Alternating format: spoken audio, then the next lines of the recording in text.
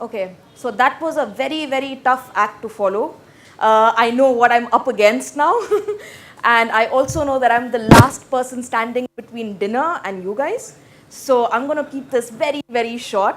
And I'm going to add a little bit to your agony because I'm going to talk about food, but very briefly. Yeah.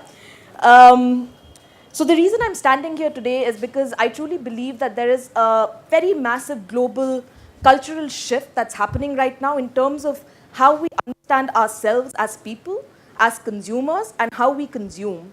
And I think it's very important that we acknowledge this topic right now in India and in Delhi because this city is exploding in such a beautiful way right now culturally that we should take part in it as much as we can. If we look at how our lifestyles are changing and economies are changing, we're moving towards collectively and collaboratively towards gifting economies and thank you economies. We're working towards ideas such as collaborative consumption, collective farming, collaborative production, and also co-working spaces.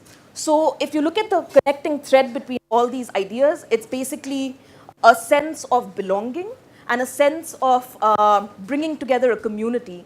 And in this age of swiping and streaming with our iPhones and our Android phones, I think we've kind of forgotten or we've let go of this one very crucial link in our lives, which is community. And that's the feeling and that's the lifestyle we're trying to bring back into our lives right now. So I read this article a couple of years ago, I think this was New York Times, which was about underground gourmet food nights, which basically brought together people, strangers coming together, over the promise of a simple meal. Nobody knew the chef, nobody knew the menu, nobody knew where it was happening. You would get a text message maybe 50 minutes or half an hour before the dinner was supposed to happen, and people would just trust that this would end up being a beautiful journey and a wonderful night. What is interesting about this concept is that we live in a world where our social circles have exploded to have thousands of friends on Facebook where we can't really match the names and the faces anymore.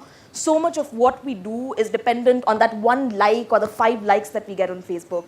And these were a group of people and a person who said, I'm just going to blindly trust and go and enjoy this beautiful night. So this is something that really piqued my curiosity, and at this point I was living in Europe and similar ideas were kind of transforming and finding their way into certain parts of Europe as well. So I thought, well, let me experiment with this idea. I was living in Netherlands in a very, very small city called Maastricht, which is just about 120,000 people, probably as big as Greater Kailash in South Delhi. So that was the kind of change that I'd gone from Delhi to that place as well. So it was a very, very interesting city, beautiful, quaint, charming little place. But there was something that was missing, this connect with people.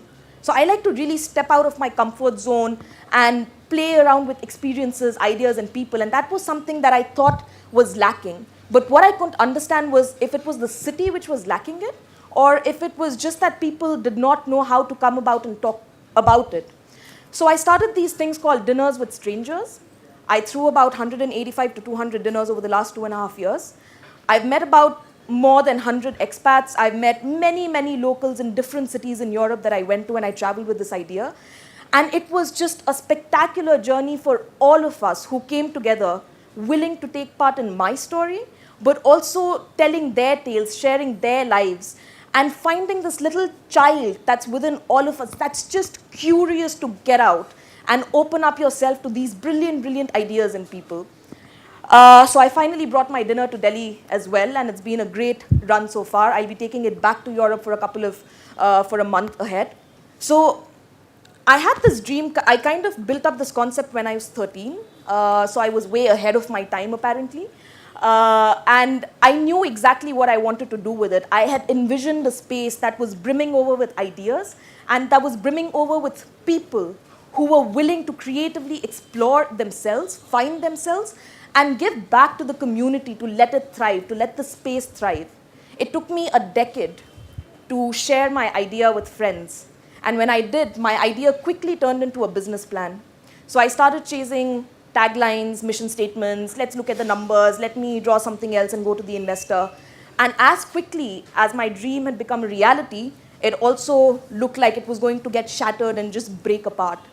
And this was the time when I realized I really had to look within myself and understand who I am as a person and what I truly love. And that is food, travel, people, and life. And that's exactly what I went after. So these dinners, I call them table talk, and it just grew from strength to strength, and it's put me where I am today. It's given me a lot, it's given me everything, it's inspired me a lot, but the most beautiful thing about it is that it's given me contentment and joy, and to me that's a journey complete. So I leave you with this very, very simple, small message, which is think about heart, find your tribe, go after food and people, and just enjoy your life. And also enjoy dinner. Thank you very much.